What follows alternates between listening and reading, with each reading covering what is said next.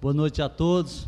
Quero saudar a mesa diretora dessa casa, na pessoa do seu presidente, saudar os colegas vereadores, quero aqui saudar as autoridades presentes, a nossa casa, vice-prefeita Antonieta Martins, os secretários Monga do Esporte, Simão Martins do Turismo, saudar a Rosana, saudar a imprensa do município, quero aqui saudar os meus colegas de trabalho aqui do cerimonial do município de Ipu, quero saudar o público aqui presente no nome do Valdir, que aqui está presente. Um abraço a todos. Quero deixar registrado aqui também na minha fala, mas já deixamos aqui, a Câmara toda já se solidarizou com a família do jovem falecido no Olho da Guinha, mas eu faço questão de enfatizar, porque se trata de um jovem muito promissor, um jovem que se foi muito cedo, e devido à proximidade da gente com os familiares, daquela região no qual a gente diariamente estávamos juntos, vivendo aquela vida, e a gente via no Jones, aquele rapaz simples, aquela pessoa que muitas das vezes só se dedicava ao estudo, um jovem que você não via o Jones em festas dançantes, nos prazeres que a vida hoje proporciona a muitos dos jovens, são nos bares e outras diversões aí, você não via, simplesmente era dedicado à família, ao estudo, uma pessoa extremamente simples, mas uma pessoa que se foi tão cedo, que se foi, e que quando eu tive a infelicidade aqui, o Gilson me passar a informação que ele tinha falecido, foi um choque, e eu tenho certeza que aquela região toda, ontem estivemos no velório, e a gente viu a comoção de todas as pessoas, fazendo o reconhecimento do que as pessoas achavam daquele jovem, porque muitas das vezes, o ser humano, enquanto está vivo, a pessoa pode ter suas qualidades, mas muitas das vezes, as pessoas não afloram aquelas qualidades para dizerem, para tornarem público, e ele não era diferente, mas que no partir dele, ficou visto do que as pessoas imaginavam dele, qual era o conceito que toda aquela sociedade daquele pé de serra tinha daquele rapaz. E é com muita tristeza e muito pesar, devido à amizade tão próxima que a gente tem dos familiares, que a gente vê um jovem partindo tão cedo, um jovem tão promissor, que tinha um futuro e que batalhava por isso. Não porque tinha grandes posses financeiras, mas porque tinha objetivo e queria chegar lá através da educação, que é a única coisa que o filho do pobre se iguala ao rico é com a educação. Não existe outro caminho para trilhar, não existe. E ele tinha essa determinação de trilhar os caminhos pela educação. A gente via a batalha. Seus pais também, pessoas simples e humildes, mas que ele fazia acontecer as coisas. E que a gente viu um futuro partir tão rápido e tão inesperado. E eu quero aqui deixar a minha solidariedade a todos os familiares, aos amigos e todos aqueles que conheciam o Jones. Aqui nesta tribuna, eu sempre usei este microfone para dizer, nos foi informado que seria uma sessão solene nesta casa, e a gente procurou vir mais ou menos a caráter, mas que aqui nesta tribuna, como disse, eu nunca utilizei desta tribuna para tentar tripudiar nenhum dos colegas. Nós já estamos partindo para o 5º ano, e aqui sabe os que convivem conosco, que eu jamais utilizei dessa tribuna para tentar diminuir quem quer que seja. Já aconteceu de o que eu estou falando ser comigo, mas eu tentei me colocar realmente no lugar de parlamentar. Aqui, nunca me utilizei do cargo que ocupo como parlamentar municipal para puxar saco, como diz numa linguagem bem coloquial, linguagem bem popular, mas também nunca me utilizei dessa tribuna para perseguir. E todos sabem disso aqui, o que eu estou falando, não estou falando por falar, mas nunca me utilizei desse expediente para perseguir simplesmente porque sou um vereador da bancada de oposição. Tento analisar as coisas e ver realmente sem a emoção, porque muitas das vezes a emoção da quintura da política partidária que aflora a todos nós, ao povo em geral, mas eu nunca me deixei levar por isso, por esse lado. E aqui sempre me utilizei dessa tribuna para trazer os reclames do povo, os reclames da sociedade. E sempre fiz isso, e faço e farei. Quero aqui me dirigir, o senhor prefeito não chegou ainda, mas está aqui a vice-prefeita, está aqui o líder do senhor prefeito, e que eu quero fazer aqui um apelo à gestão, para que veja aquele prédio lá da comunidade de Olho da Guinha, que eu acredito que o colega Azarias, que passa todo dia ali para fazer o seu trabalho na comunidade, ele vê a situação que está aquele prédio, com os portões arrancados, todo depredado, estão destruindo, derrubando, arrancando tudo, os portões de ferro foram arrancados mesmo, e estão começando a derrubar mesmo ali, além do mato que está tomando conta de tudo. E eu quero fazer este apelo aqui, em nome daquela comunidade. Pois não, doutor Alberto? Eu quero me associar a você, Wilton, e quero dizer que ali não só estão depedrando e roubando, e fazem roubar o prédio, ali roubam merenda, roubam o bujão de gás, ali toda a vida foi desse jeito. É uma pena, parece que vai ser, você está pedindo a recuperação, mas eu acho que aquele prédio vai ser eliminado, porque a população ali é horrível. Quero me associar a você, isso é verdade. Muito obrigado, doutor Alberto. E eu quero aqui também dizer que nas sessões passadas eu tive a oportunidade de trazer também a esta tribuna a recuperação do grupo escolar da comunidade de Olho d'Água Velha, a Escola Senhor do Bonfim, porque ela também está necessitando, como também fiz o pedido à gestão municipal para que fosse comprado ou que fosse doado um terreno do lado para que fosse construído uma quadra de esporte também para aquela comunidade, que será de grande valia. Além também do grupo escolar da comunidade de Santa Luzia, que já pedi como o grupo escolar do Olho da Guinha, para que ele fosse tornado pelo menos como creche, que ele está sendo levado aquelas crianças para outra escola, além lá em cima, na comunidade de Olho d'Água Velho, e outras para o Engenho, mas que ele fosse, pelo menos funcionasse como creche, o da Santa Luzia também, que está fechado há praticamente 4 anos. E como a comunidade de Olho da Guinha também, eu também fiz esse pedido, desse projeto, para que ele fosse utilizado pelo menos como creche também no Olho da Guinha, porque se ele ficar daquela maneira que está lá, ele vai se acabar. E a gente faz esse alerta. Quando a gente traz os reclames da sociedade, nessa tribuna, nós aqui estamos diretamente ajudando a administração. Porque um vereador de oposição traz um problema, eu acredito que o grande gestor é aquele que trilha o caminho das críticas construtivas. Aquele, sim, que tem a visão e que tem o poder de enxergar, através da crítica, que nós não trazemos só as críticas, nós trazemos também as críticas construtivas. Nós trazemos aqui as soluções também. Nós indicamos caminhos. Também tenho aqui nesta casa, se encontra em tramitação um projeto de lei para que a gente torne as cores da bandeira do nosso Ipu as cores oficiais do município, através do projeto de lei que eu tenho aqui nesta casa, para que seja colocada essas cores, porque as cores do nosso município é a nossa identidade, é a identidade do ipuense. Nós não podemos ignorar ou achar que não pode, porque o meu projeto de lei prevê que todos os prédios públicos eles sejam pintados com as cores do nosso município, porque eu acredito que seja um orgulho para cada um de nós ipuenses, como nós temos o orgulho da nossa bandeira brasileira, quando ela tremula em qualquer parte do mundo, nós ficamos orgulhosos.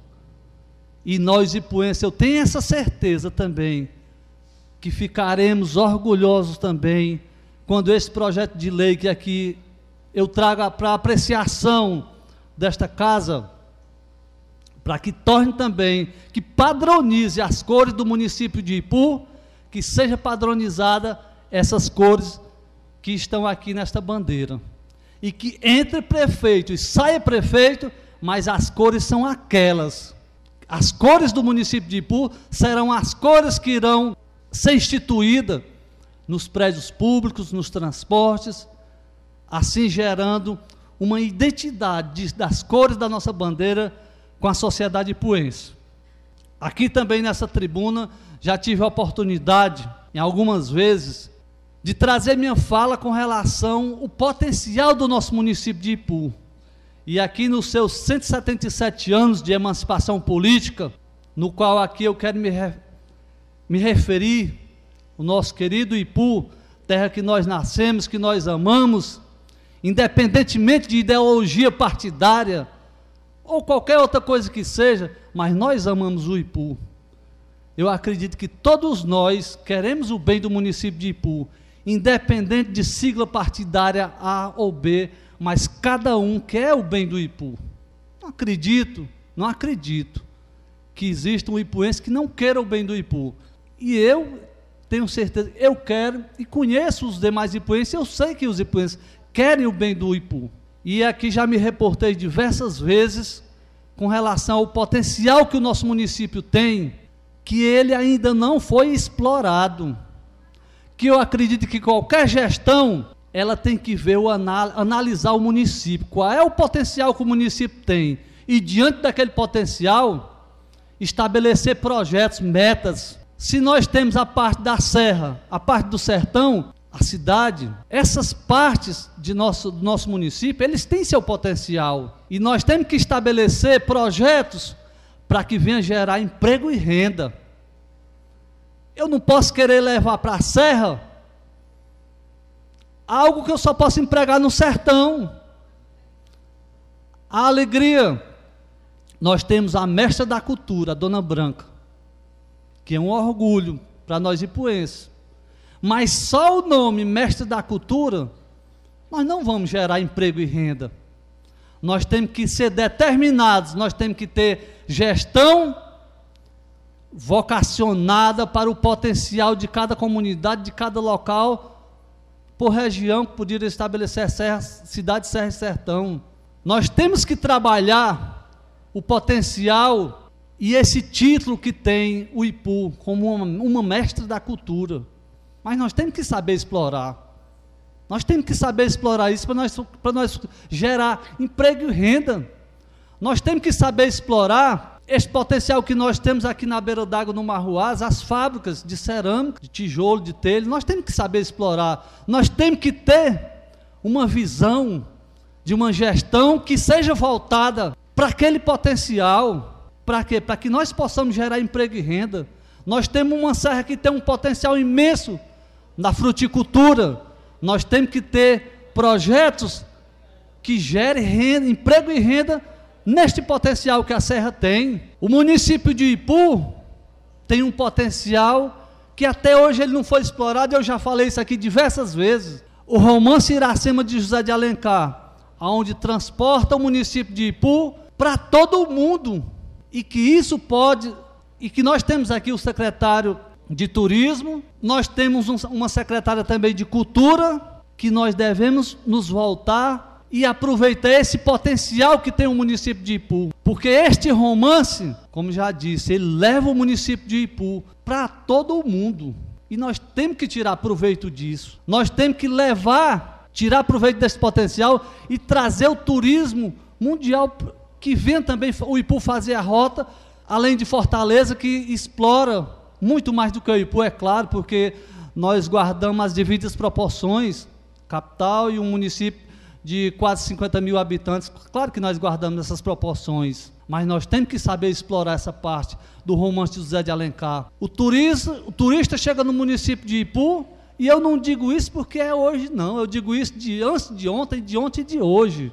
Não tem nada que identifique o município de Ipu com o romance de José de Alencar, a não ser a Praça de Iracema, que é muito pouco, mas é muito pouco, em cima da grandiosidade que é um romance, como o romance de José de Alencar. É muito pouco, e nós temos que ter uma visão, como diz o Matuta, além do bico da venta, só enxergar até aqui o bico da venta. Nós temos que ter pessoas que têm essa visão, e esta casa, através da nossa fala, e eu tenho certeza que os senhores também pensam da mesma forma que eu, e que nós devemos se voltar para esse caso.